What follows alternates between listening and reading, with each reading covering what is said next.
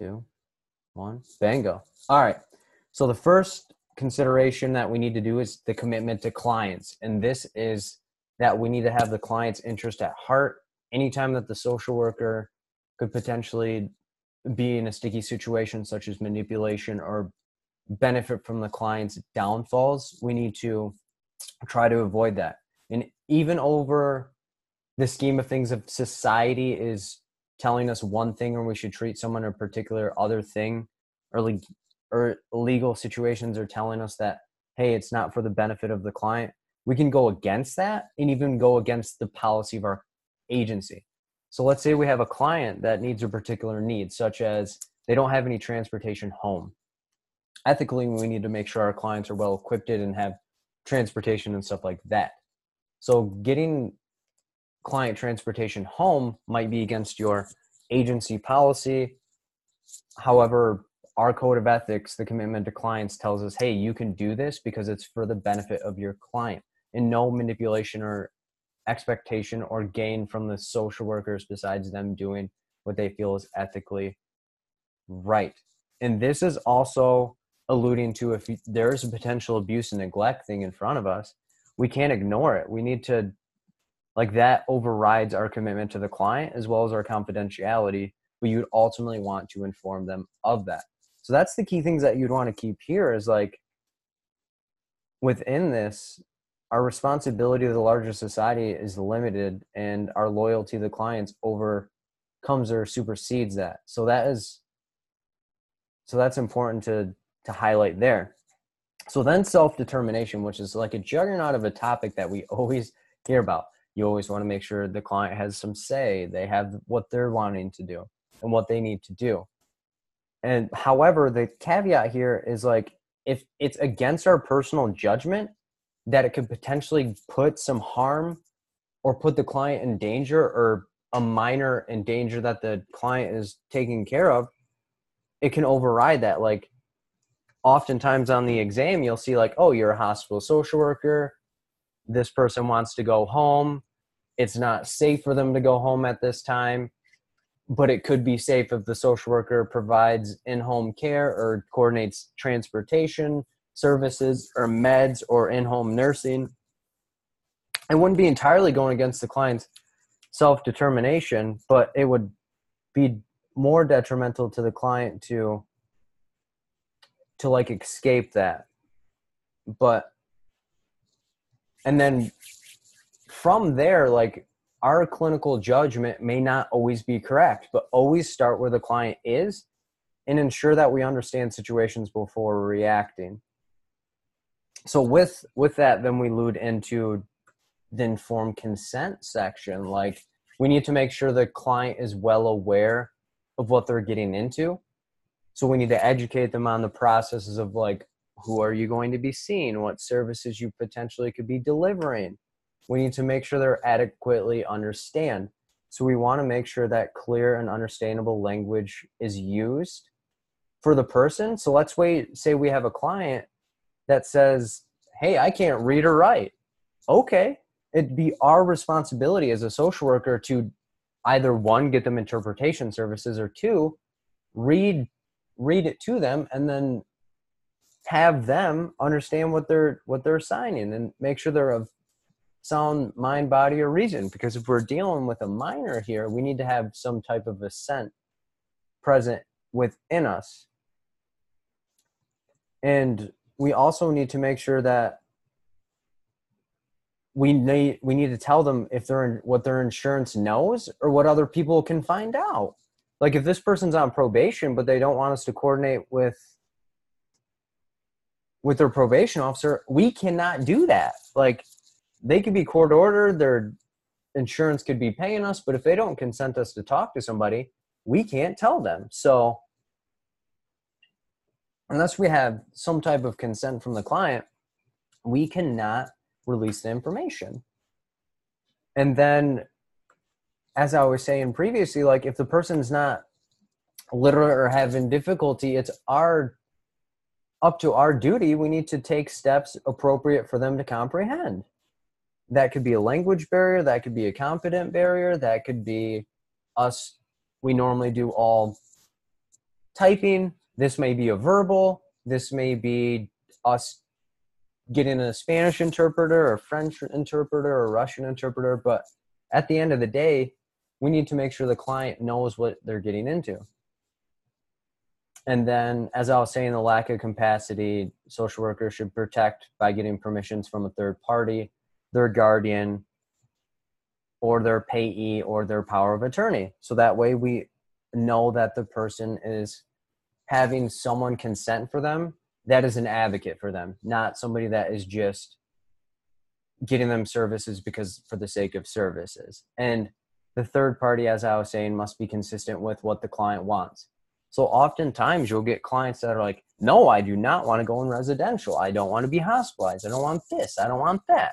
And as long as they're in sound mind, body, or reason, their other person cannot speak for them. However, once the person is deemed incompetent, that is when they lose kind of their say. But you would also want to be an advocate on behalf of the client to ensure that the least amount of restrictive measures are being utilized. You don't want to force someone into services that they otherwise wouldn't need.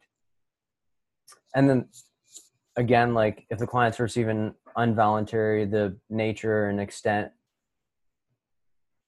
is beyond the client's means. So the extent of the services should be what the client would need in that circumstance. So you can't have somebody that isn't homicidal or suicidal hospitalized for the sake of you thinking that their symptoms are worse than they are. You have to keep an objective measure here and keep your subjective self out of the therapeutic level or realm. And then we also want to, if you're in a technological place, make sure that they're aware of what is going on. Like, hey, I'm going to have my phone here to record the sessions. Is that okay? Like, or if you're working with interns, you have an intern working with you. Before you allow that intern to sit in on the session, you want to get the permission of the client that, hey, is it okay if this intern sits in on this? And they may either need to record or be writing. So it's not anything that you're saying in particular. It's just for their own learning experiences. And then again, we always want to make sure that the use of technology is okayed by our clients. Whether it's okay with your agency or not, we can override policy if it's more detrimental to use technology than to use it. So we always want to be aware of what we can accommodate and what is appropriate to accommodate and what is beyond our limits. But if it's for the best of the client, our code of ethics covers us to be able to do that. And then that is just alluding that we want to make sure that they're emotionally and physically ready and capable of doing that. Like I said, if it poses a risk or limitation, then we shouldn't do it. And then, like I said, like audio and video recording, we should make sure that the person is okay. And then if we're not allowed to have technology, then we would make sure that the person is consenting to be searched, such as if you're in a residential facility, them not being able to use technology may be more beneficial to their treatment than them to have it. So we need to make sure that they're consenting to that. And if they're not consenting to it, then we need to either get them to a different treatment center or not treat them until we get their consent to do so. And then this leads into our competence. We need to, as social workers, only provide services that we're competent within our education or licensure. So for example, let's say Phil works at a substance use agency. He is providing substance use services and he has zero education, no certifications, and he's just winging it off the seam of his pants of, yeah, I'm a substance use therapist today. That's unethical because I am doing a disservice to the client because I'm doing something on something that I'm not competent on. So for example, today, like if I was not an actual social worker and I was an accountant and I was lecturing on this, I'm doing a disservice here. You guys would be like, he's tripping over his words. He has no clue what he's talking about. Why is he even talking about the code of ethics for something that he's not a part of? But since I am, I deem myself necessary and capable of being able to relay information, and you guys do as well because you're willing to attend. So we both have like a consensual thing, and I'm competent on doing something. If I wasn't, on the other hand, and I was doing it, then I would be deemed unethical. And then we would only use intervention techniques that we have been well trained in, or if they're new to us, we're getting supervision from someone that's competent. So let's say Phil is a new substance use therapist. He's working within the substance use agency, and he meets with his clinical supervisor every week to learn better techniques of motivational interviewing, for example, or cognitive behavioral. So that's why if you see on the exam, X, Y, and Z client is coming in, they have like, let's say, an eating disorder. Phil's not trained in an eating disorder. What should he do? Continue seeing them anyway, continue seeing them and seek supervision, refer them out to somebody that's more qualified, or D, such as just read a book on eating disorders and continue. In this instance, you would either want to A, refer out depending on the stage of where you're at, or B, continue to see the client with supervision. However, if you're in an outpatient clinic and you have no one that's competent in eating disorders, then you would refer out because you wouldn't technically be ethically competent to be able to do that. And then when there's no standards that exist within it, you just want to exercise and use careful judgment, such as, hey, I am in a substance use agency. It's a new emerging thing. Let's say it's back when cognitive behavioral therapy was just emerging, and I had no one that I could really lean on. I needed to do the appropriate levels of getting myself supervision, trained, talking with colleagues about any struggles that I have, ensure that I become more competent and protect my clients. At the core of social work, we always want to keep the clients in mind, so that way we can be ethically practicing. And then if we're using technology into our practice, we need to make sure that it's to overcome a barrier or to benefit the client in some way. We can't just randomly start recording sessions for us to have like a highlight reel of what we do. You know what I mean? Like, we need to make sure that it's for the benefit of the client or has a purpose to help address challenges within this. And then the use of technology should comply with the governing rules within social work. You can't just have a camera set up, no consents signed at all, and you're like, all right, we're doing the next Dr. Phil show, so sit back and buckle your seats. We're about to get into this thing. Client would be like, what the heck's going on? So you want to make sure you're within your ethical bounds. Like, you need to make sure they're consenting. You need to make sure that the use of it is for the benefit of either training, the client's benefit to overcome barriers, as well as you can use it as a tool for, let's say you're recording yourself doing a guided meditation for the client. They don't have any other way of accessing it, so you record it, put it on YouTube, and let them see it.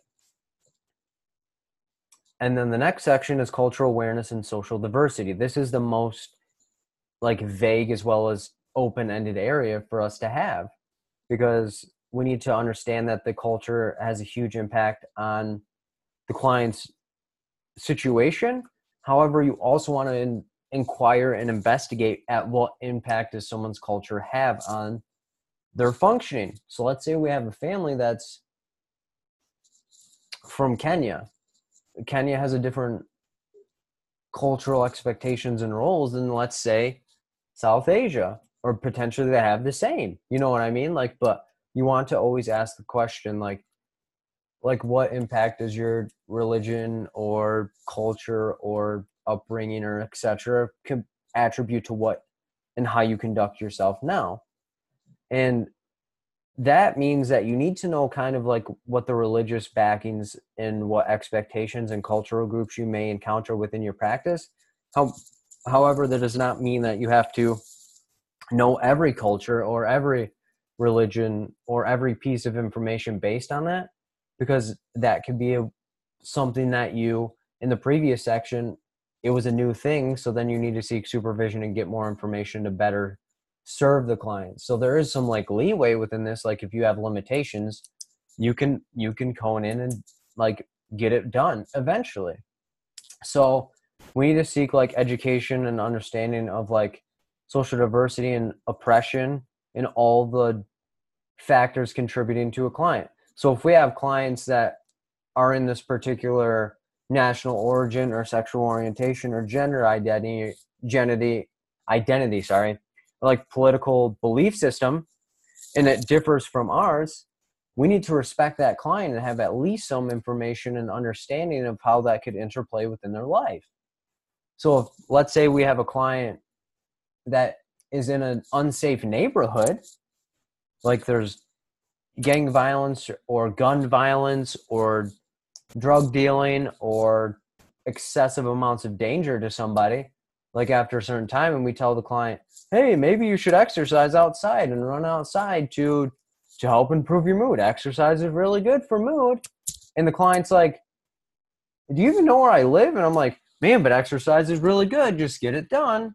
And then they are consistently not doing the exercise, and it's a treatment goal of theirs. And I may think that they're resistant, when if I opened my eyes and actually asked them what was behind it, I would figure out there's a barrier there, Phil. You need to actually understand this client's situation before assuming and dictating things that are not actually appropriate. And then a new emerging thing of like electronic social work services have the same responsibility of how their barriers can affect. So like we need to understand that we need to still treat the client as if they're in front of us, even if they're away from us. Like, and what does the internet have to do with their availability to services? If I'm always hosting it online and it'd be more appropriate for them to see me in person and they're in the area, we can arrange for that to happen. And then the next one, we need to make sure that conflict of interest is kind of avoided here. So it's the responsibility of the social worker, not of the client, to avoid conflicts that interfere with that expertise or impair judgment. So let's say I have a client that has a mechanic shop. I need my car done, and I see a mechanic and I see them in the mechanic shop, and there's other mechanic shop options. It'd probably be better for me to avoid any real or potential conflict, and I need to make sure that the interest of the clients is primary. So I would go somewhere else that could potentially lead to them not being put in a weird spot. I have them work on my car doesn't get fixed or more complications come. That puts the client in a weird spot, as well as puts me in a weird spot of like, is it based on X, Y, and Z? You know what I mean? Like, so, and then a key thing here, protecting the client's interests may require us to terminate the services, and yet we need to provide a proper referral. And that is the key thing here. Like if you have a potential conflict of interest, you can't just terminate them out and say, all right, good luck, I'm saving my license, because you might end up losing the license anyway. You need to make sure that people are getting the services that they deem necessary and appropriate to do it.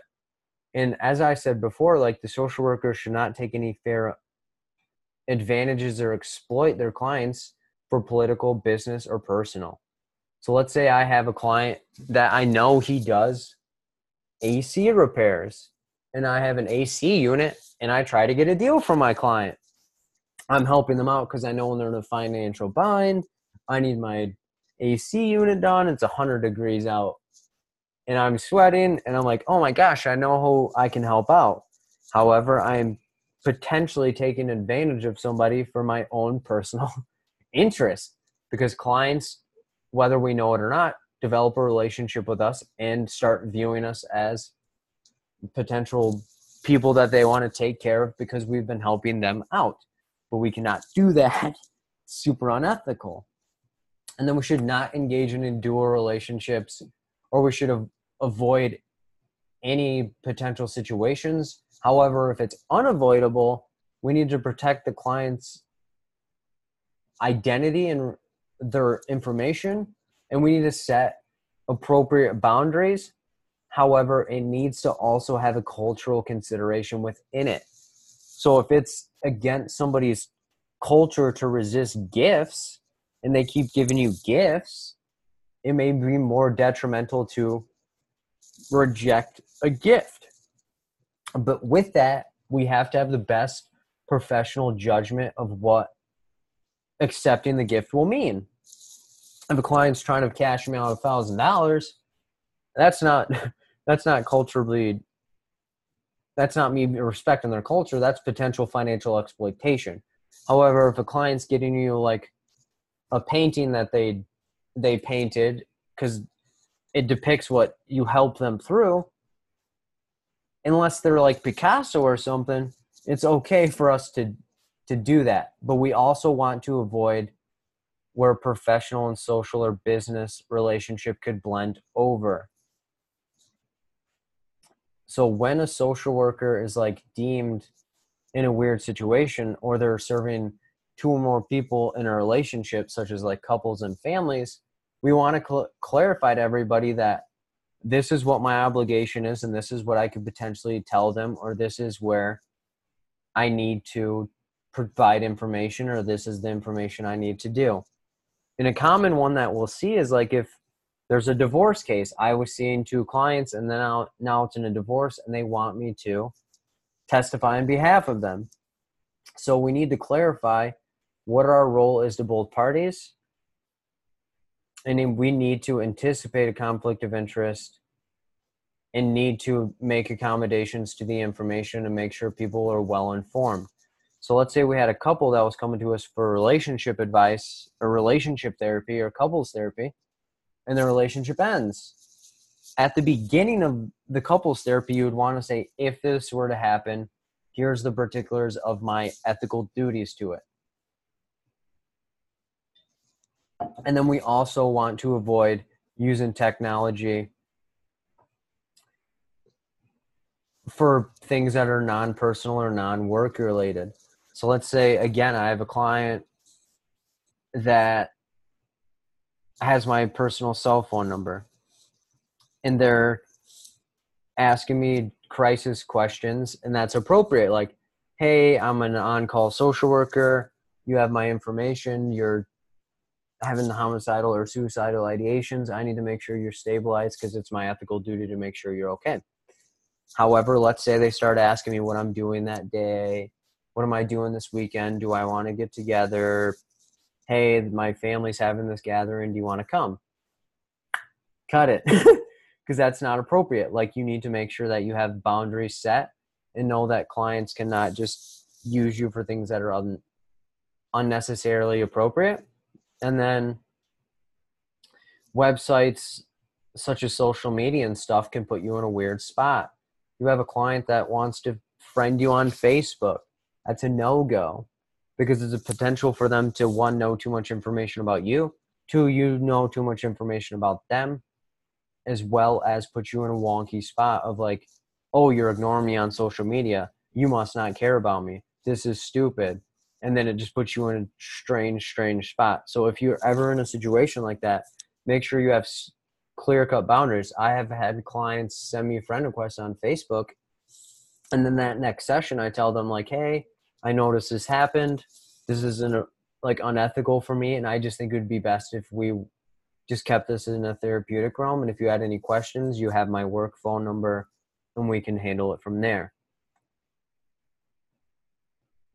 And that's alluding here, like any involvement with electronic communication should respect and be particular and be beneficial to the client rather than more detrimental. But technology has started to making our social worker practices way more complicated. But this code of ethics was updated for us to be more aware of it. And again, here we need to avoid accepting any engagements with them on social media sites to avoid any conflict boundaries or anything like that. So we want to deny any request. Yes, we are friendly people. Yes, we would care about our clients. However, we do not want to blur the lines of where they think that you're more of an advocate or more personal in their life than you actually are. Especially if you have people that have like personality disorder, such as borderline. They love relationships as well as seek out all of them they possibly can. They might tag you in a post where there's a conflict, and then it's like, oh, why didn't you help me? I thought you were an advocate for me. Put you in a weird spot. So just make sure that you're aware of the boundaries and stuff that you're set. And I recommend that you do that at the beginning. And some people that have taken the exam have emphasized heavy that they're starting to breed more competency on technology and making sure that we're aware of what we can and cannot do in that realm. And then privacy and confidentiality. So with this, we should not share any information about a client's case unless it's for on a confidential or professional level. I'm talking to my supervisor about a case that I'm having struggles with. We have no conflict or confidentiality issues. So let's say I'm talking to a coworker who's not affiliated at all about it, and I'm using particular details so that way everyone could know. I'm potentially violating HIPAA, and as well as in the substance use realm, 42 CFR Part 2. So limit the amount that you disclose and when it is appropriate, unless you have a valid consent. So let's say I have a client that comes in for a DUI and says, Phil, I want you to be able to talk to my probation officer about my attendance, my drug screens, as well as what we're talking about in therapy. All right, cool. If I didn't have that and a probation officer wants to call in, I would say, I can't confirm or deny that client is receiving services here due to HIPAA or 42 CFR Part 2. I apologize. And then we need to protect the confidential information throughout all of the professional interaction. However, remember, this does not apply when there's potential abuse, neglect, or intimate harm to someone. However, we need to disclose the least amount of information necessary to achieve the desired result. So I wouldn't just be expounding the entire client's case to a CPS worker because it might not be entirely relevant. So you'd want to be sure that the information that you're relaying has a purpose, and what purpose that is to propel either the CPS case, police case, or medical case further, rather than just expounding random details about the person for the sake of having it. And then we should always inform about the disclosure of information and what we're disclosing. And even if you're doing CPS, you want to inform the client that you're doing it. You're going to say, hey, due to this information that you relayed to me, I informed you that if you are at danger to yourself or others, or if there's potential abuse and or neglect of a minor or elder person, that I would need to report that. And then you would let them know that you were reporting it and for whatever reason that you were doing it, which makes boundaries and clinical work a little more tricky because sometimes clients will be like, well, can we act like I didn't say that? And you're like, no, I can't entirely do that. And then you would always want to let the clients know about any other confidential stuff that you're doing it, whether it's to payers or to courts or subpoenas. So if you receive a subpoena, you would always assert privilege first, contact the client, let them know that happened, and then they can dictate from there. However, if it's a court order, you can't really assert privilege. You just contact the client and say, hey, I received this. This is the information that I'm planning to disclose. So that way you're aware, and then you still advocate towards the courts to let them use the least amount of information, or if you think it's detrimental to the client for you to disclose information, then you would try to do that. However, at the end of the day, the legal kind of trumps a whole bunch of other stuff because we don't want to get ourselves in a bind where we get basically brought into court, and then if we have perjury and stuff like that. But that's a little beyond this discussion. And then again, any family services couples, we need to have all the people agreeing on the rights to confidentiality, what should be shared, what shouldn't be shared. Or if you're working within a couple, that you should let them know, hey, if I know this, then it's safe to say that the other person will know it as well. However, we need to tell them that it's not a guarantee that everyone will be on the same page of this. So you also want to make sure you tread that water lightly and set the boundaries and expectations right out of the gate to what we should be looking for. And then social workers should inform people about the potential disclosure to other parties involved. Say it's a domestic violence situation, the employer sent you there. You'd want to make sure that you have consent to it. If not, you wouldn't be able to disclose. And then a lot of this is kind of repeat. So, and then we should always protect people, like I said, when it comes to like any media requests, because we don't want to potentially have the clients more detrimental. And then if we're using electronic stuff, we always want to make sure we're doing it on encrypted style things, or on encrypted style, or using like codes. So let's say my name is Philip Luttrell, which it is. Someone may say PL2156 presented with this, and then someone at the agency that I work at would know PL2516 is me, and that they did their best that they could to make sure that no one knew my identity.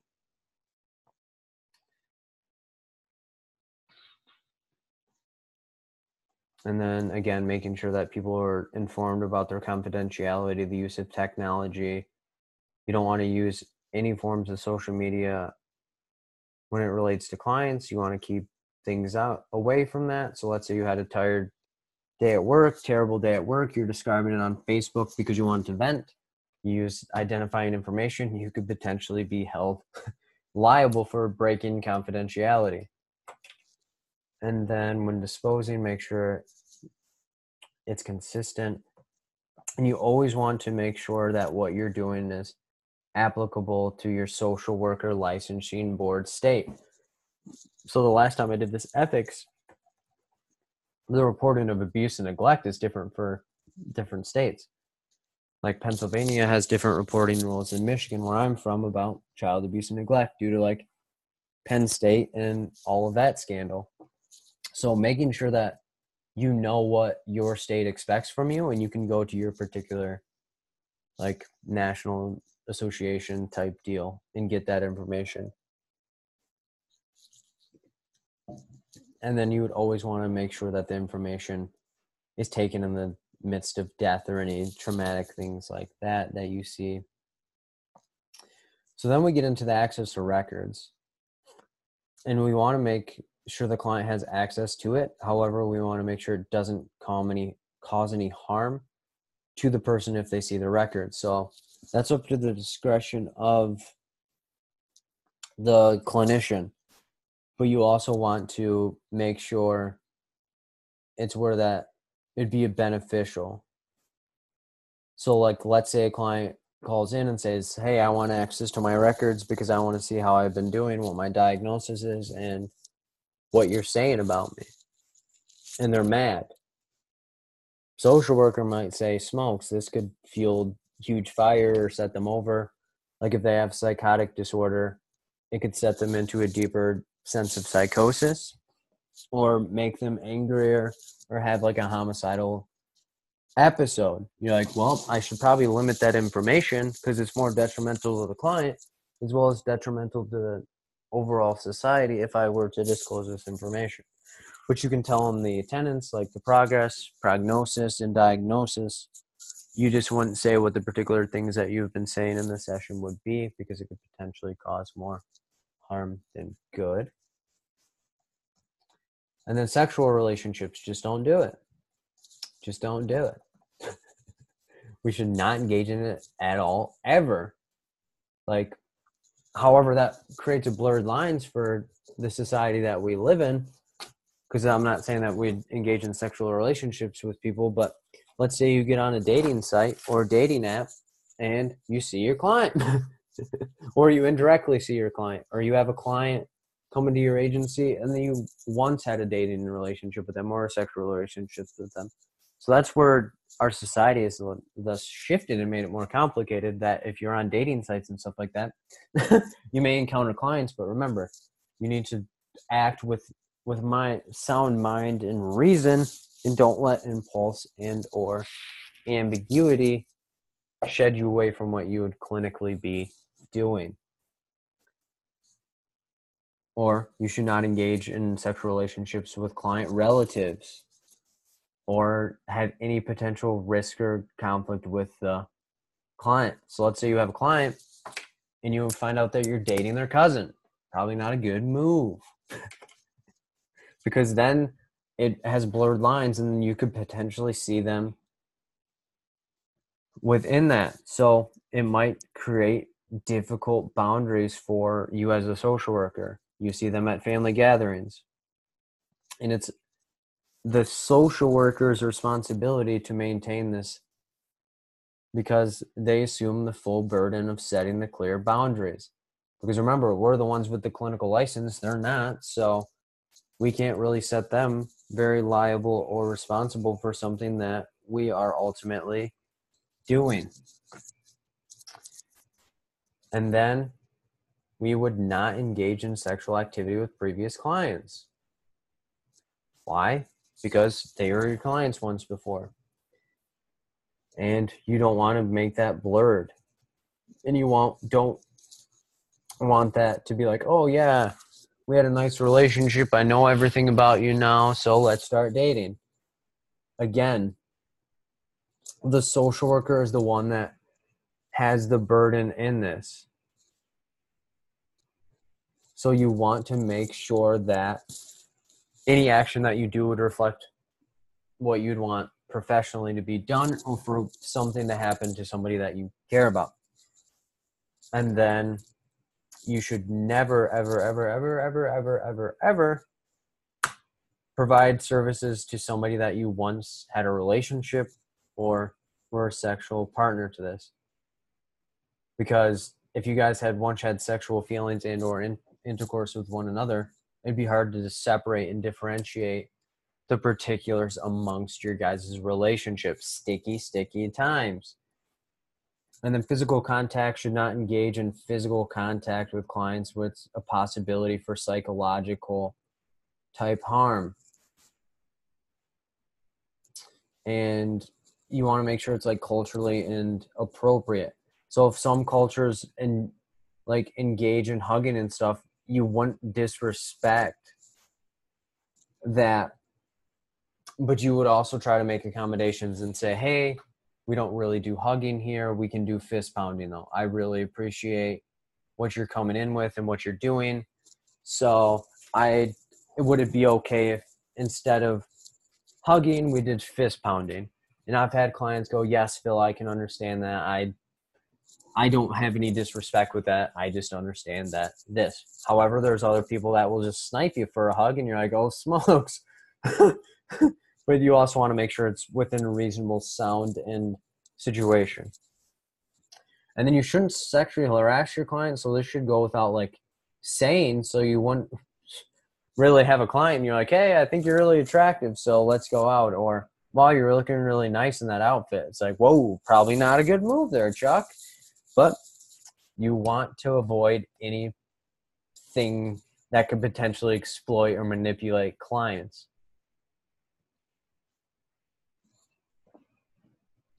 And you also don't want to cuss about or to your clients. However, if you're doing case notes and you want to quote what a client said, and it's for expressive purposes, you can do that. However, you wouldn't walk into your to your client and start cussing at them. Probably a bad move and a sign of burnout. So you should probably get some supervision in order to take some time off. And then within the payment of services, as a social workers, we want to make sure that we're getting paid for services, but we want to make sure that it's within a reasonable bounds. I'm not going to be charging clients $1,000 an hour because that's excessive. Yes, I need to survive in this world, but 1,000 an hour? What's the average salary there? Like $1 million? Come on now. You need to make sure it's fair, and if it's unfair, you can do a sliding scale to make sure that is there.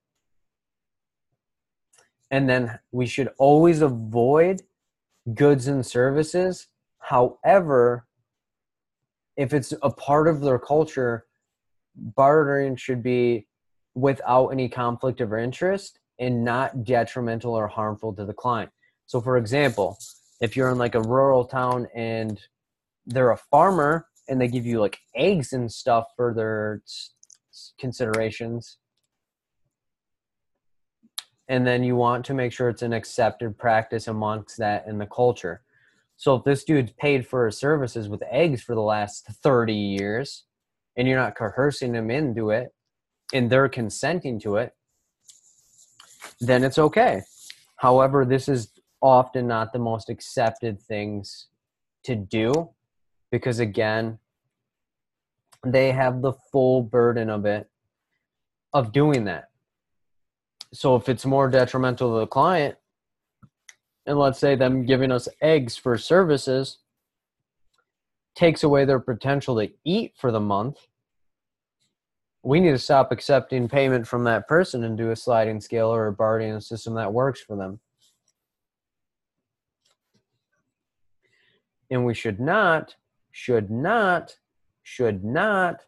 emphasis on should not take money or services from somebody that they otherwise would quantify for something at a lower fee or get it at a different agency for a different price. Unethical here. Let's say the client has Medicaid. They're guaranteed X amount of sessions throughout the year. I have them on private pay, cashing me out $50 when they have Medicaid units available to them. Do not do that. Tempting, but do not do that. Why? Because they could get services otherwise, otherwhere. And then whenever a client lacks their ability to make sound decisions, social workers should have the best interests of the client available and not try to exploit or manipulate or bend things in a way that would be behooving to the social worker. And then you want to always make sure that you're making the best arrangements for clients that would be interrupted. So let's say Phil gets another job. He cannot just ghost his clients like, see you later, guys, I'm out of here. Or let's say I have a death in my family. I should make reasonable accommodations and say, hey, guys, I'm going to be off from this amount of time. This clinician will be on call for you if you need to. Or if I, for whatever reason, knock on hella trees, develop cancer or something, I need to make reasonable and say, hey guys, I'm not going to be able to provide services because I need to do radiation and chemotherapy now. You just want to make sure that the clients are informed so it's not a huge shocker. Typically, if you have something wild like that, clients aren't going to get terribly too wild and say, well, what the heck? You drop like, hey, I have this now, the health condition. They're not going to be like super wild or angry. You just want to make sure people are informed and consenting to what's going on.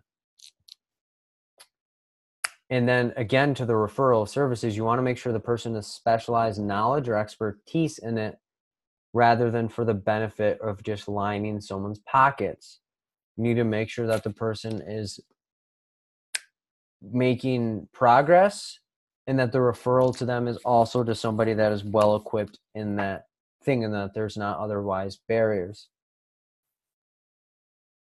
And it's the social worker's responsibility to ensure that their clients are transferred in an appropriate manner, to follow up with the other professional and make sure that the information that we give to the other professionals is appropriate for us to be able to practice and for them to be able to practice.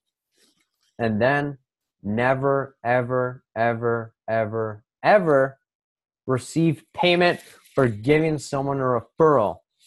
That's what it's like, a backdoor deal. Don't do it. The little money that you're receiving is potentially losing you your license for life.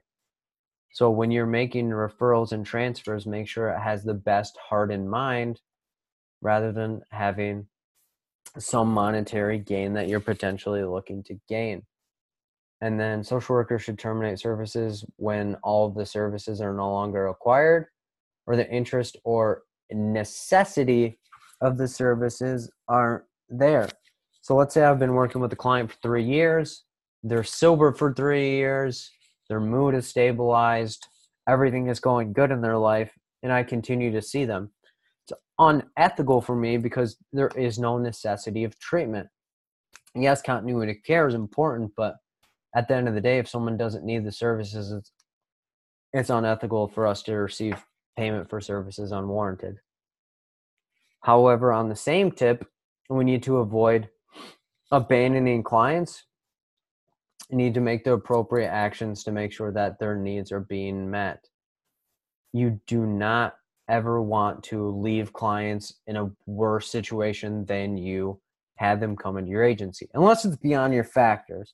Let's say you had a client that was stabilized and then they stop taking their meds and then get wild. Then it's out of your control. But you want to make sure that it's not based on you leaving them or anything like that. So you need to give careful consideration before reacting. Because getting a new job is a real situation. How you handle it dictates what happens from there. And then a key thing here, you can terminate services to somebody if you're in a fee for servicing and they have an overdue balance, with the caveat, if there's no potential harm to themselves or others, and it's agreed upon by both the clinician as well as the client. So let's say I have a client that I've been seeing for a year. They're stable, no potential harm to themselves or others, but they haven't paid me in 4 months. They're probably going to be okay with me discharging them and making arrangements until they've paid me. However, do not ever terminate a client to get into a sexual or financial arrangement with them. That's a bad move. Like, any potential gain from a client is always going to be a bad move. Like, we all have kind hearts and stuff, but that does not mean you need to exploit. Bad move. And then you always want to anticipate and start discussing termination of services from the beginning and what it would look like for them to go to a different agency, or what they would want to look for in a clinician if they were to see somebody else. So I monitor with my clients, like, what are you liking what I do? What do you do not like what I do? So if I see another clinician or think this person would better be suited for you, what are you looking for? What do you want? And then if you're leaving the agency, you want to make sure that the clients are well informed and you weigh out the benefits and risk of the transfer. So now this is where we get into the ethical to colleagues rather than our clients. And we always want to respect and represent people fairly. So when people would describe me, they would say, hey, he's qualified in substance use services. He has done lectures at different universities. He has the capacity to discuss this topic, and then this topic. I wouldn't say that I have a whole lot of competency and would not be able to lecture on trauma. I don't have a experience in trauma or direct practice in trauma. So if somebody asked me to do a lecture on trauma, I would have to deny it, because I need to respect the profession to know that I'm not qualified to do that.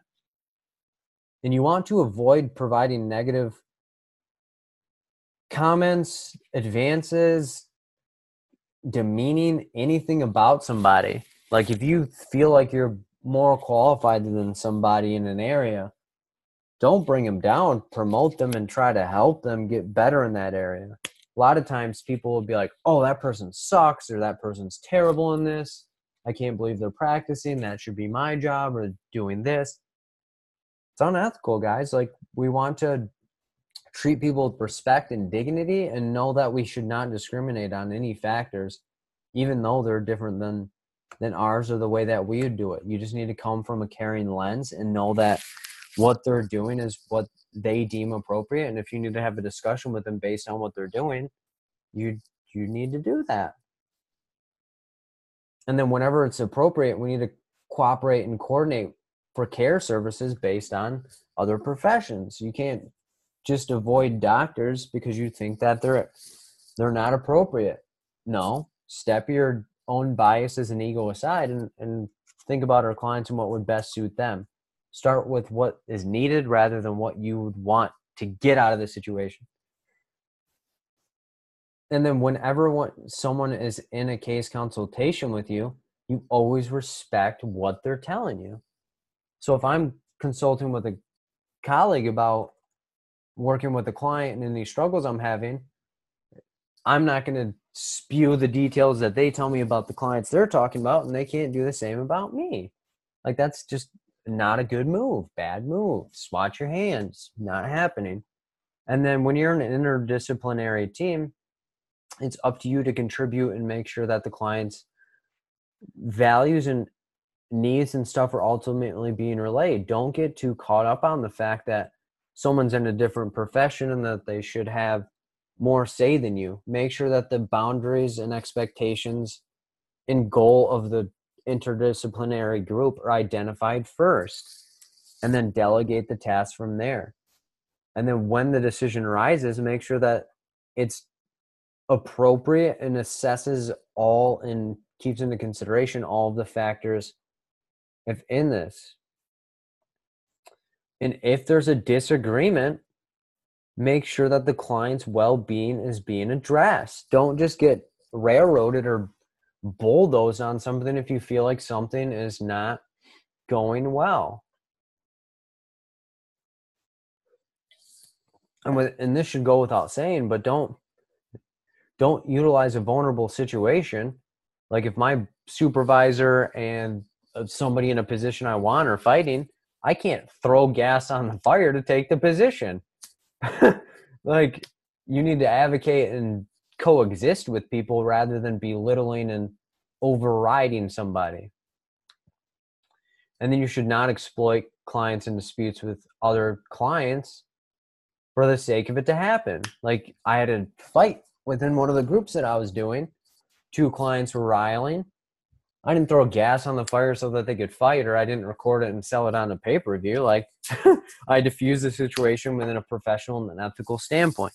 Like, just because you may be tied closer to a client doesn't mean that you give people special privileges or deem appropriate actions. Always go with what is ethically sound. And then whenever you do not understand something, always seek consultation. And consultation is simply you going to a colleague that is also in that trained profession. It's not technically supervision, which is more systematic, but you just want to stay informed about the colleague's expertise. So a lot of times at my agency, people say like, Phil, I know you have a lot of knowledge on opioids. You have a lot of knowledge on treating adolescents as well as adults and substance use. I have this family. There's this adolescent. They're using substances. What do you think the treatment realm should be? So they're seeking consultation based on a limitation they have. And I'm not like having them cash me out for the knowledge, because that'd be exploitation. I'm just saying, okay, let's sit down. Let's figure out a solution, and let's figure out how you can assess and address this situation appropriately. You know what I mean? And then when appropriate, I'll always tell people, like, that's too much information about the client situation. You don't have to tell me that. Like, just tell me like the presentings, and then we'll go from there. And then as the same thing with the sexual relationship with the client, you should always avoid having sexual relationships with your supervisor. Should go without saying, but like, sometimes when people get to know each other more than you think, you tend to maybe catch feelings for somebody and then might try to push it beyond. So you should avoid any sexual activities or contact with people that could be deemed exploitation, manipulation. Best thing to do it is to not find relationships within your professional relationships. And then when there's a conflict of interest between colleagues, so let's say me and a supervisor start engaged in a relationship, it could potentially be a conflict of interest for them because they have to oversee and dictate my performance at work. And if they deem me less competent than I normally am because they are mad at me in our relationship, I've been put into a weird situation. Can't really speak out, can't say a whole lot. And again, same thing with clients. You're not supposed to sexually harass a colleague. Like, go figure. Like, you shouldn't use that realm to get in a relationship with people. And if you see somebody that doesn't have the knowledge or is having substance use issues or anything like that, you always want to go to them first. You always want to address and discuss that with them. However, if it goes beyond that and they continue to do it, that is when you need to go above and beyond their head and go to the supervisory stuff at your agency. And if they don't do anything and you need to go above their head, that's when you go into the licensing board to get your stuff done. And then again, if you feel incompetent, go to people that have the expertise and it's your responsibility to do it. And if you feel that someone is incompetent, you just need to go to the licensing board and say like, hey, this person's not competent. They're practicing unethically. Could you address this because this is more detrimental to their clients? And let's say I have zero knowledge in the topics that I'm presenting to people or going over. I am unethical. And that is where the licensing board would come in and say like, hey, you're doing inappropriate things. And if you feel that someone has acted unethically within practice, you need to fill out the appropriate channels. You go to them first. However, if you figure out the information about the situation, it may have to go over their head. You may have to go deeper to the NASW. You may have to go to your board of directors and stuff like that. So a particular situation I had in my agency is the security guard at our agency was having a sexual relationship with one of my clients. So I had to go to them, figure out what was going on, figured out that it was an abusive exploitation relationship. I went to my supervisor, made sure that she did something. And if she wouldn't have done something, I was prepared to go to her licensing board. She was a counselor. So she had the same backings and code of ethics around the same stuff that I did. So when something doesn't feel right, then you need to make sure that it gets addressed and the appropriate action happens from there. And then from there, we need to do like, what is our ethical responsibility to practice? So we have client responsibility, we have colleagues, and now what is our professional ethical standards that we need to hold ourselves to? So people who provide supervision should do it within a knowledge area. So let's say I open up supervision to people that want to learn about substance use. I would be competent enough to be able to provide supervision in substance use because I've been practicing in it for around like 3 to 4 years. So like I have some type of expertise, but at the end of the day, if there's somebody that's more competent that has like 5-10 years, then they'd be deemed more competent to do it. And then we also have to have clear set boundaries here. So let's say we have somebody that is just convenient to me. They're like a good friend of mine. I know they'll sign off on my hours anyway. And we're just meeting for coffee, playing video games, and considering that supervision. Bad move. You're not supposed to do that. You want to make sure what you're getting out of the supervision is what you would like to. Supervisors shouldn't just be collecting money from you if it's a money engagement and not giving you what you would like to get from it. And then you also need to avoid any dual or multiple relationships. Like I said, if I have somebody that I play basketball with every Saturday and find out they're a social worker and I think they're really cool and can communicate well, I shouldn't engage in supervision with them because it could be a potential detriment to them. I'm not going to reach out to somebody, become their best friend on social media and stuff like that, and then have them supervise me. It's not ethical to have it happen. And then you also want to be respectful and fair. So let's say we have somebody that's charging like $100 an hour for supervision, and the average income for somebody that needs the supervision is nowhere near that. We need to accommodate to what is there, and we need to make sure that we're being the same thing as clients. Like supervision is basically a client style relationship. Supervisor is supposed to provide information and knowledge to supervisee. It needs to respect it and remember that it's a professional relationship and not just a personal one. And then anyone that is doing anything like educator, field supervisor, anything like that needs to be competent in the area. So for example, like I said, I do lectures at universities based on substance use. I do that because I have knowledge and practice application of what I'm lecturing on. But let's say I do depression and anxiety specific treatment and I want to do substance use lectures. I can't do that. I don't have the knowledge and expertise and practice area to do that. And then if I'm doing some type of evaluation on competency and or merit based, I need to be fair. I can't just say, oh, wow, I like this person, so I'm just going to have them pass. And I need to be informed and keep that particular boundary. And again, no dual relationships that could potentially be harmful to the person that I am engaging with. And then again, performance evaluations should be held in confidential. And then client records, we need to take reasonable steps that anything that is exchanged within supervision stays confidential, and that anything that we do is in a timely manner. Let's say I had a client session like 3 weeks ago and I didn't do the note for it. I'm beyond what is deemed appropriate for note keeping.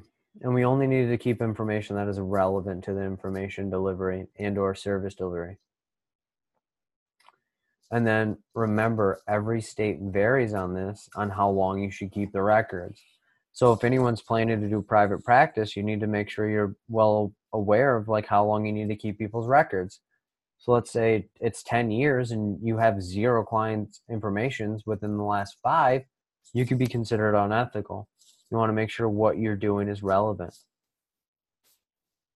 And then billing should be done in a practice that reflects the nature of the service. I can't say that I've seen 100 clients in the last 2 weeks if I've only seen 10. You can't just add an extra 0 to make your bank account look nicer. Don't do it. And then client transfer should be done to someone that is ethically and competent, and you need to ensure that the confusion and stuff is mitigated. So if you're transferring a client, you want to make sure they're well informed of the benefits as well as the drawbacks of what is actually being done. And you want to make sure it's an ethical and appropriate transfer. You can't just throw clients wherever you would like. And then when you're an administrator, you need to make sure you're advocating for the clients to get their needs met within your agency. And if it's not present at your agency, how can we make it present or more beneficial for the people that need it? And you need to make sure that the needs are being met and that non-discriminatory actions are being avoided.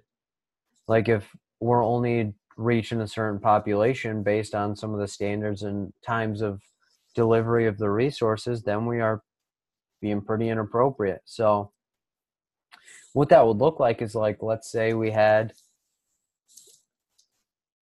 some clients that only could be seen in the evening and we don't have any evening hours, but another population benefits from morning and afternoon appointments. We're losing an entire population and potentially discriminating them based on the time of our services doing it. And then if you're a supervisor, you need to make sure the people that need the resources have what they need, and you can't just withhold it.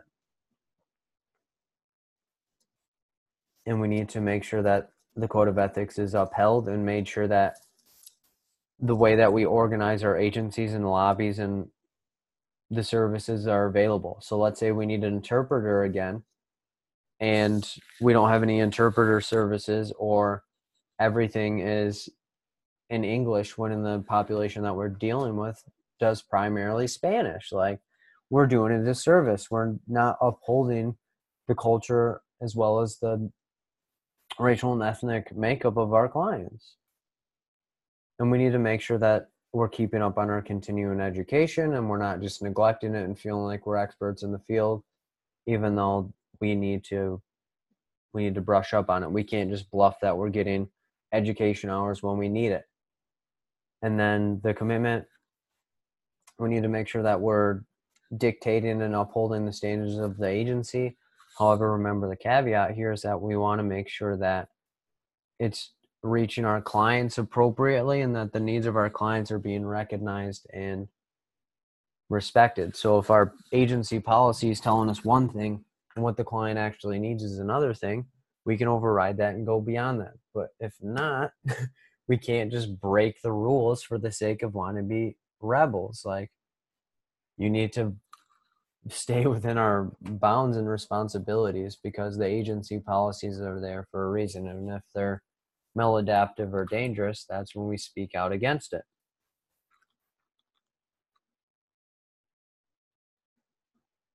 Yeah, so that's essentially what this is saying, that we want to make sure that the standards that are being held are consistent with our code of ethics, and we need to prevent and eliminate any discrimination within the policies and or hiring processes within that. And then we shouldn't like conserve funds for particular people and for unintended purposes. So let's say Phil likes Michigan football. I use some of the agency funds to take everyone to a Michigan football game, and our clients are without transportation. Like, you're supposed to buy a van with that rather than take everyone to a football game. Let's not be a fool again. And then if there's labeler unions, we want to make sure that the conditions and things are upheld with that. And then as professionals, again, we want to be competent in what we're doing. Make sure that what we're saying, that we're experts in, we actually are. Do not discriminate on people based on racial, sexual orientation, gender identity expression, age, marital status, anything like that. Treat everyone like they are the same and deserve rights, because we do, because we are human and we are powerful when given the choice to utilize our strengths. Make sure that you're not allowing private and or personal things to impact your treatment delivery. And if you have any times where your professional stuff impacts or crosses over to that realm, make sure that you go to supervision, because supervision is going to be the key thing that helps you delineate and get a professional, objective perspective. And do not condone any dishonesty or any theft or anything like that. Like, if you are within that, make sure you correct it and rectify it, because as humans, we typically can act without knowingly doing something incorrect. So let's say you're stealing something from somebody, or you accidentally do something that is unethical, is like rectify it, inform, and then adapt. And then impairment, make sure that your own personal problems, your own mental health, any legal problems, substance use don't jeopardize the integrity of the profession. So let's say Phil's addicted to heroin and he's shooting heroin before every shift. I'm letting a substance use problem that I have jeopardize the people that I see. So therefore, I need to take it upon myself to get the help that I need, so that way I can still represent and best serve clients.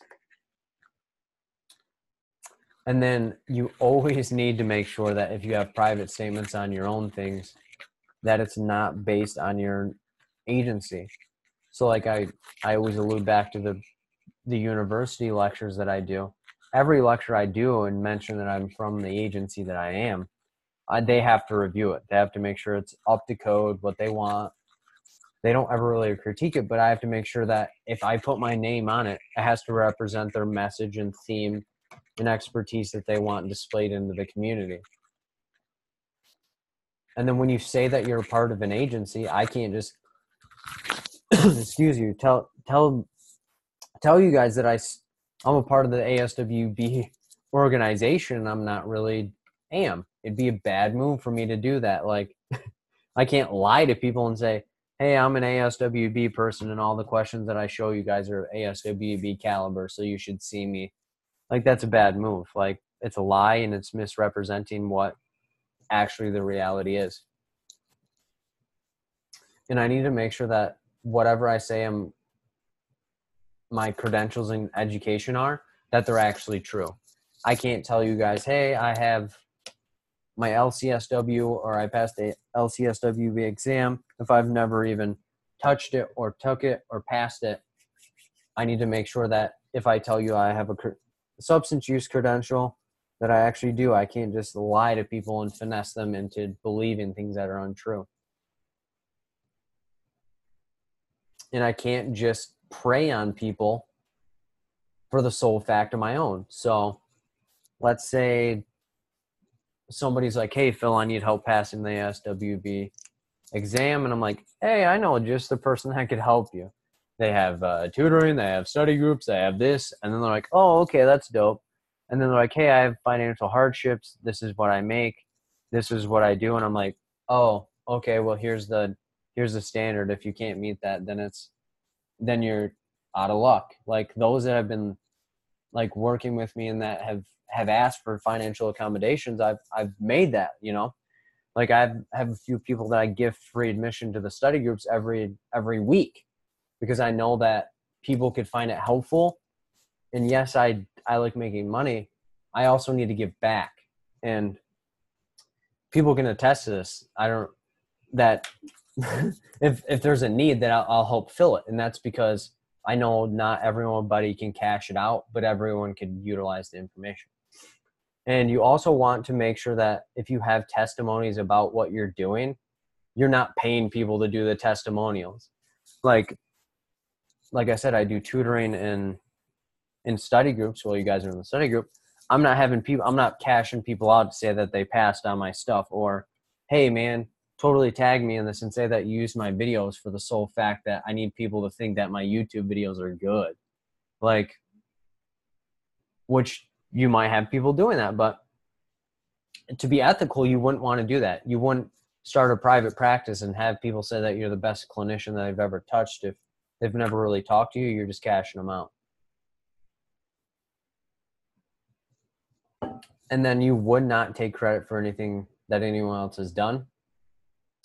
You would always provide credit to that and just utilize things when deemed on, like with some honesty, and make sure that if you do something that it's with an honest mistake. If you were to do something and if you do it, make sure you acknowledge it and provide credit to that resource and information, which is honorable, you know. Like there's a lot of research out there, but you want to make sure that you credit people's research findings and hard work.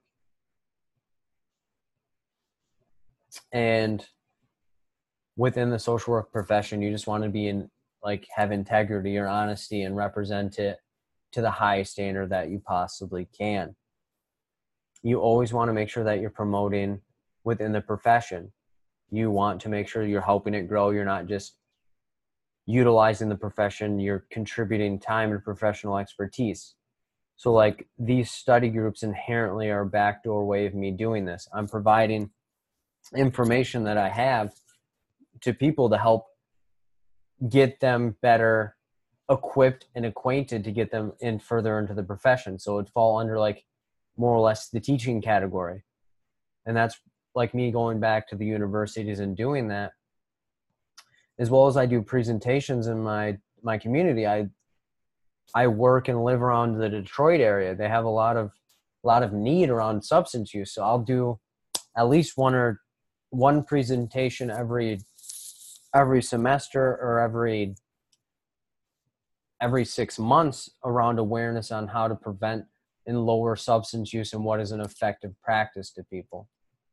And then if you have the expertise, you should contribute back to the profession and try to get some of your information published and or contribute to research studies and stuff like that. However, not everyone's equipped for like a PhD style stuff.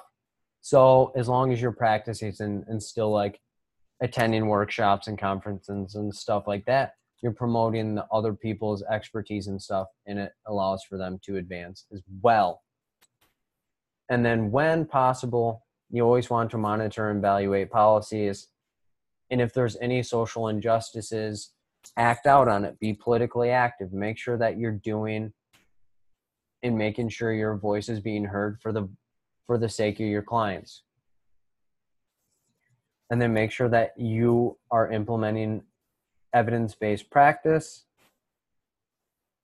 And like I said, make sure you're doing involvement in research studies where applicable. You want to make sure you're keen on evaluation. And then if you're doing research, make sure that you're conducting ethical research. And if you're not, make adaptations and inform participants that if there aren't an evaluation, that they can withdraw from it, which, remember, all goes back to consent, and you want to make sure that people's identities and stuff are being protected within research, program evaluation, and anything along those lines.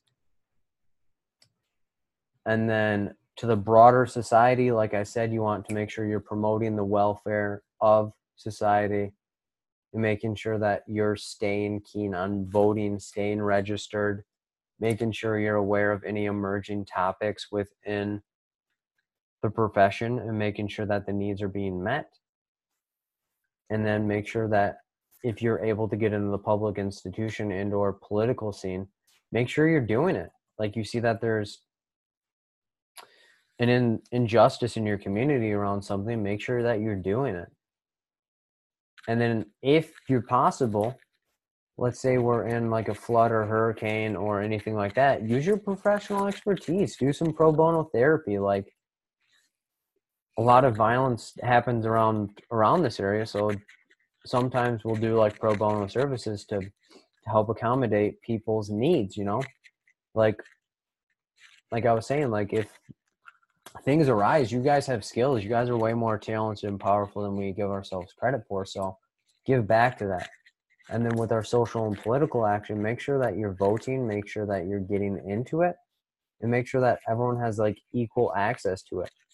Like volunteer at the political thing, give ride to people during election time. And we need to make sure that choice and opportunities advance for everyone.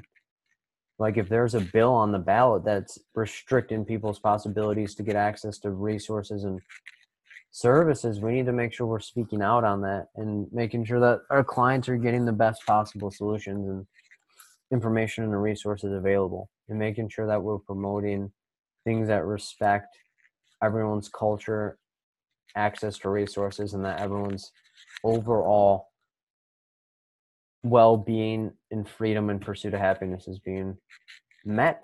And we need to eliminate from any exploitation, discrimination to people, and make sure that everyone's needs are suitably getting met.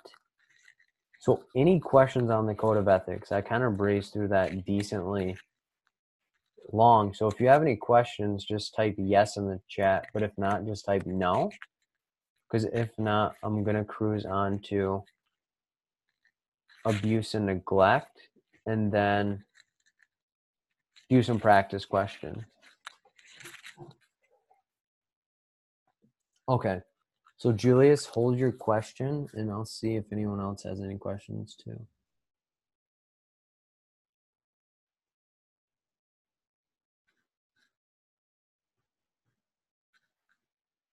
Okay. So Julius, what's your question?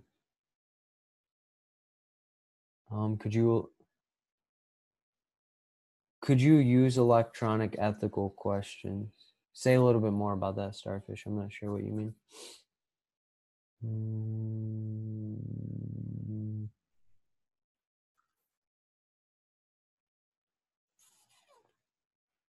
I mean, doing therapy online. Yeah, so you can do therapy online. You just want to make sure the confidentiality and that the services are being appropriately delivered. So, Julius, what questions you have pertaining the ethics? Because if not, I'm just going to burn on to abuse and neglect.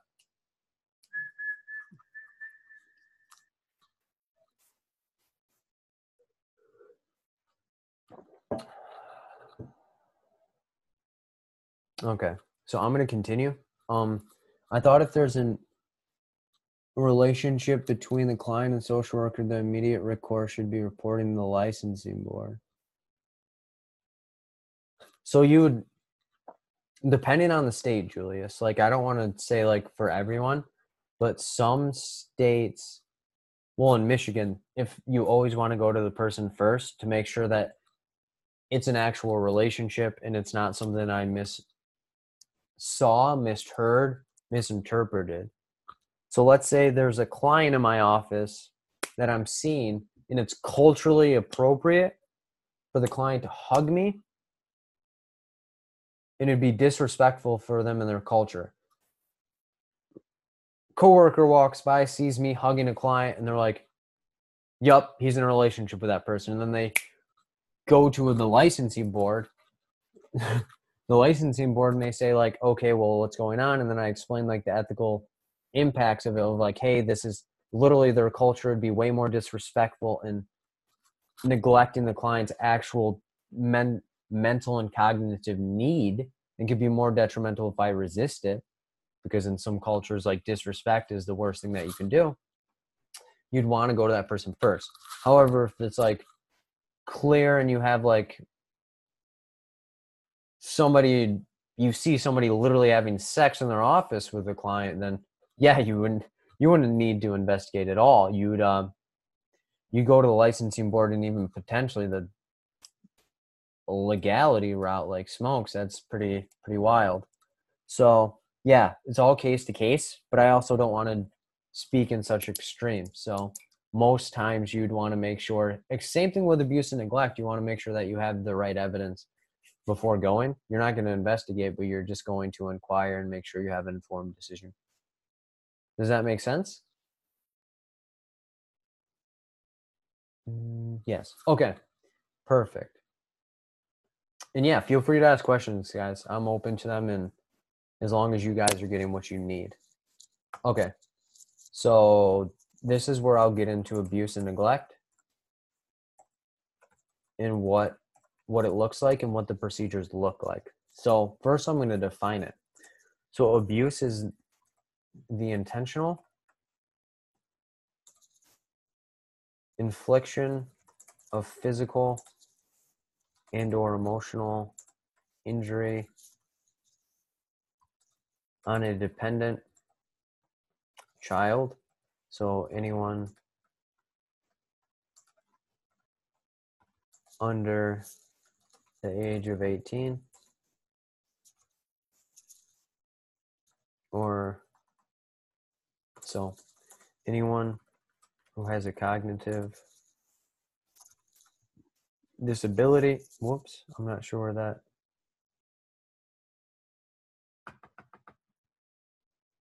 Sorry, that my computer froze. Cognitive disability and or is a part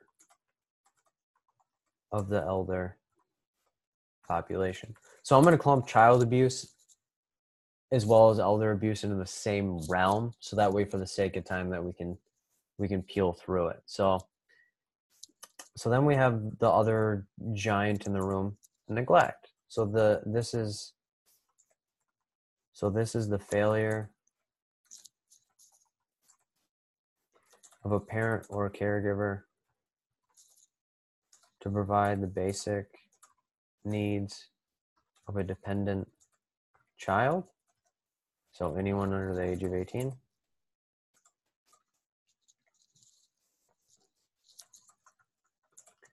someone with a cognitive disability or is a part of the elder population. So what that actually looks like is pretty different. So then we have the types of it. So the types of abuse. So we have physical. So this is any intentional. So key emphasis on intentional. So we want to know that it's pretty intentional / non-accidental. So there's actual malice when it comes to it. That might be a hyphen. Yeah, it is. All right, non-accidental injury, to a dependent child, someone with a cognitive,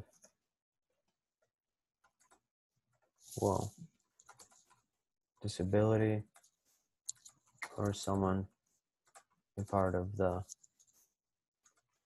other population. So examples of this would be like hitting, striking, which is a little more aggressive of a hit, kicking, burning, biting, use of objects, or forcefully putting to the ground. And then indications of it include like unexplained bruises on the person,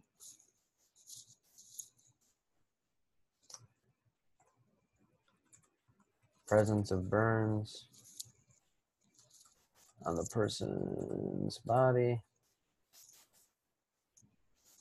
so multiple episodes of broken bones or fractures present,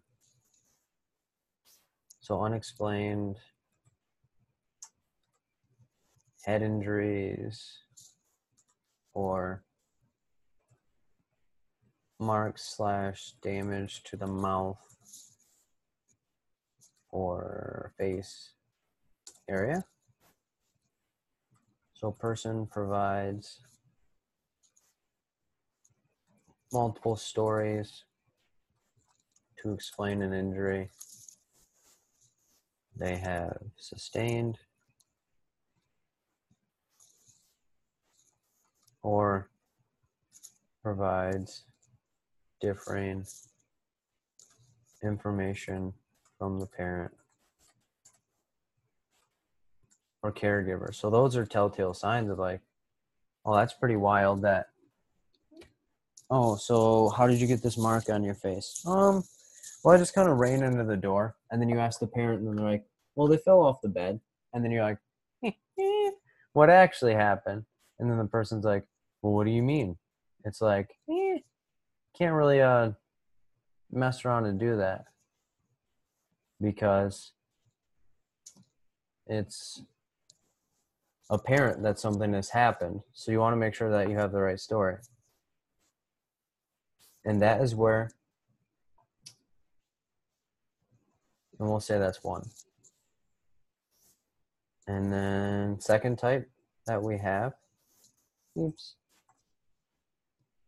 going to be looking at, I'm going to move this out. Okay. So the second type that we have is psychological /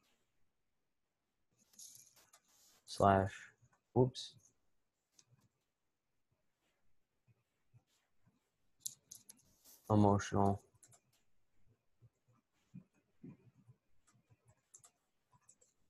abuse.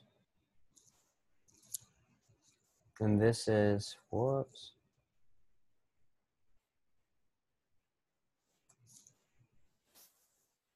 intentional injury to the psychological capacity or emotional stability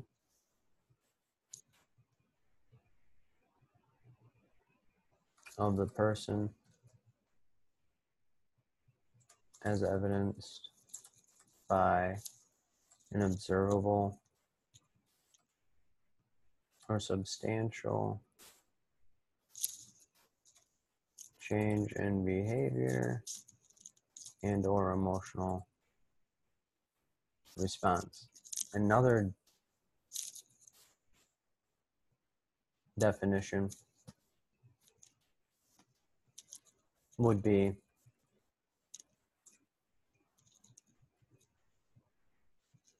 so intentional use of inappropriate behavior towards a person aimed at degrading, isolating, humiliating, or threatening the emotional well-being of the person. So an example that we can kind of allude at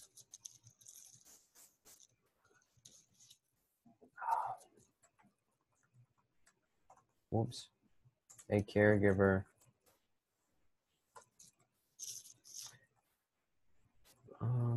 tells their elderly parent that they are useless and that they should just die already.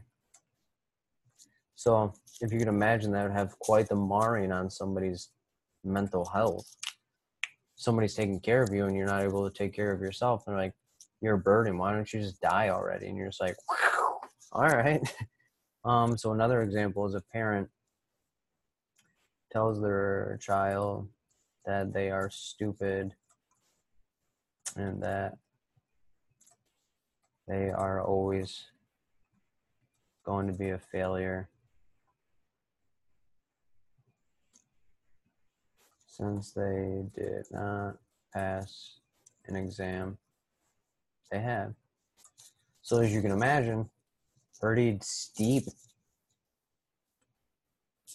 consequences of that. So indicators of psychological / emotional abuse are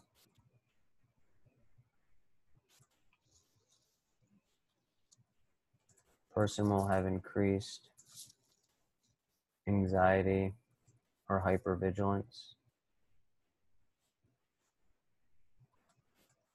in relationships / social interaction. Second one, person may find it difficult to establish relationships and trust others. Person may find it difficult to have social supports or engage with the social supports. Person can have unexplained delays in cognition or comprehension, increased irritability, and frequent fights with others when they feel they are being challenged. Which then leads us into the third type of abuse. And I'm just going to move this down so that we have a little bit more leeway. Sexual abuse. And this is when an adult or caregiver engages in inappropriate sexual involvement with a child,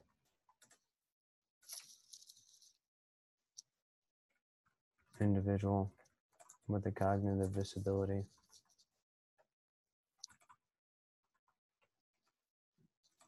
or someone of the elder population. However, said in like a different term, whoops, that was not intentional.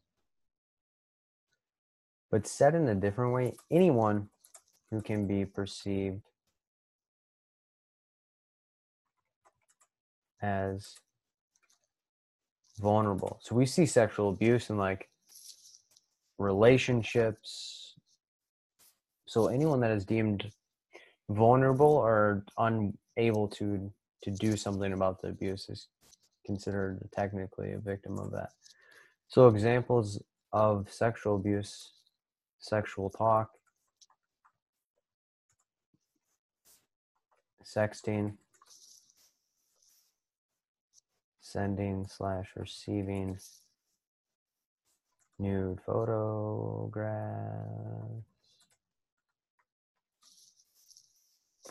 physical contact with a person,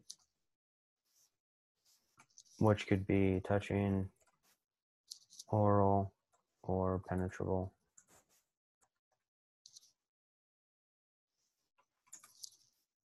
Intercourse. And a little caveat here. Whoops, did not know why I did that. So it can involve having a child. Well, it can involve having the vulnerable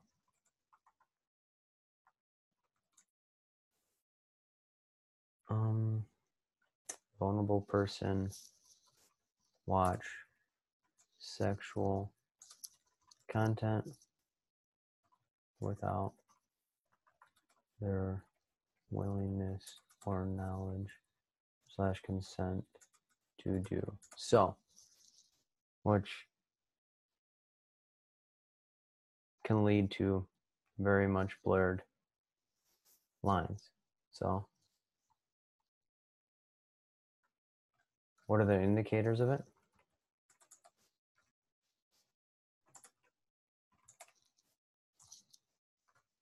So developmental regression, such as bedwetting, defecating on oneself,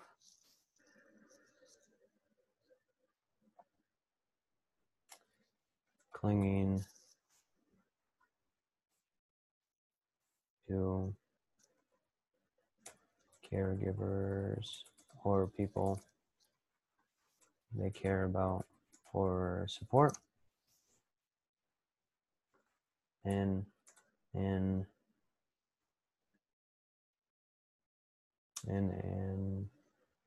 a developmentally inappropriate manner.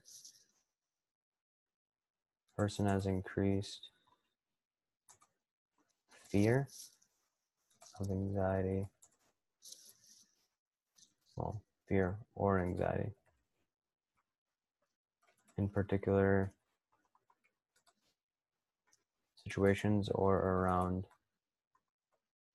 particular people who have abused them or witnessed abuse and did nothing Person may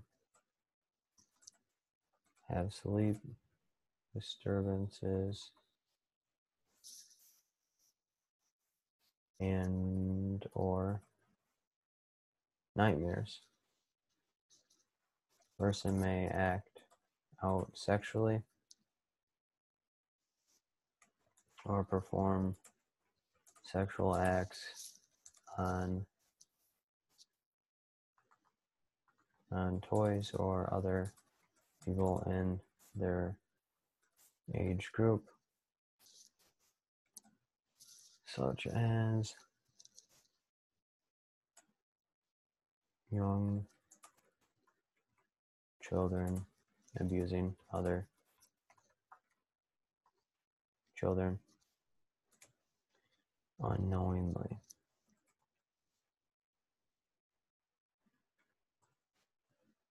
So a fifth one. Whoops.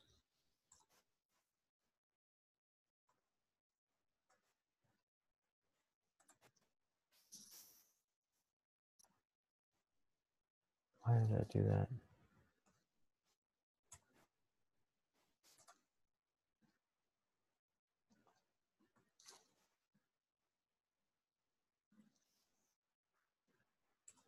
Okay, that's all right. So we have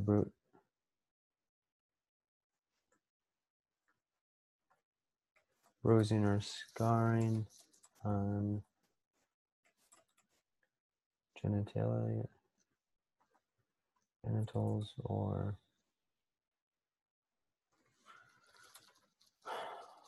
private areas. Sexually transmitted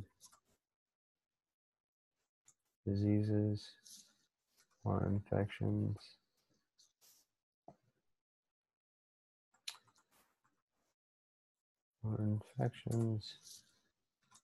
And or medical conditions associated with engagement of sexual behaviors / acts.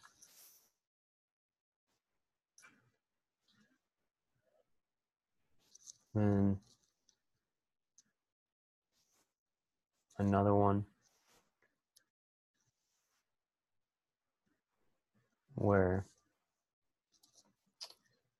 it's almost privy just to elders is financial abuse, and this is when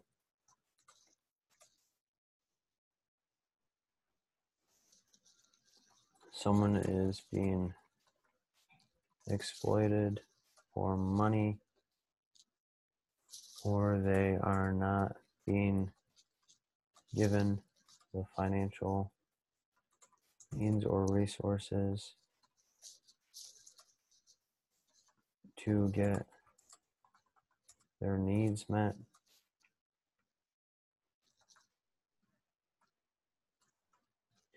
Additionally, they are not being given money that is entitled to them. And key considerations when answering abuse questions on the exam. So the first one,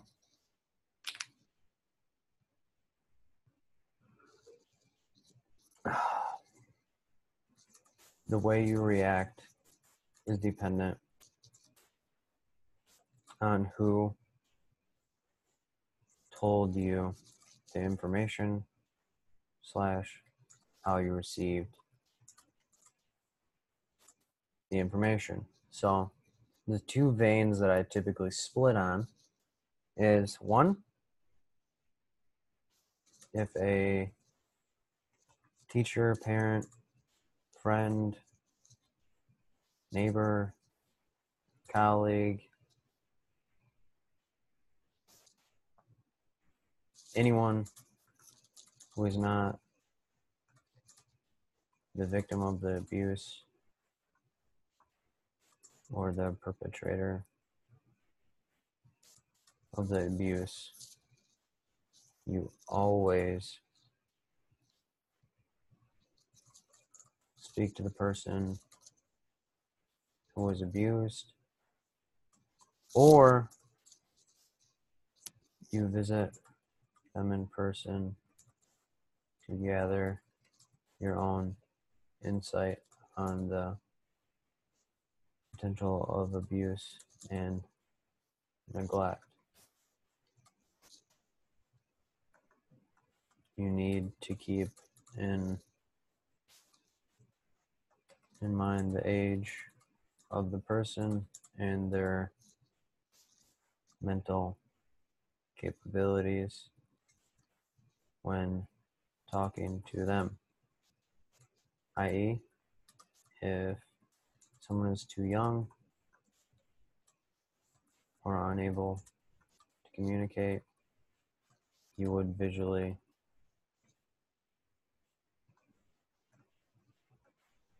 my hands visually investigate. So that's the first vein, which after you get information, then you report. Wow. APS or CPS. And then the second vein, when a child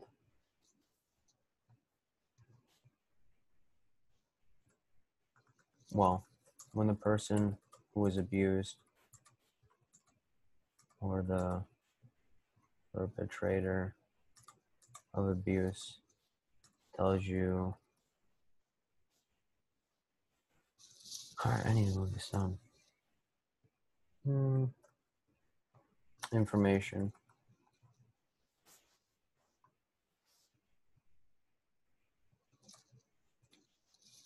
Tells you the information directly. You always go to the appropriate authorities. CPS, APS. So the two veins that the person that was abused or the perpetrator of the abuse tells you, that is when you pull the trigger and go to the appropriate authorities first. Somebody other than the person that was abused or the perpetrator of abuse tells you, you always want to talk to the victim of the person. So that way we gather information, have some type of backing based on our report to APS and CPS. So does that make sense to you guys?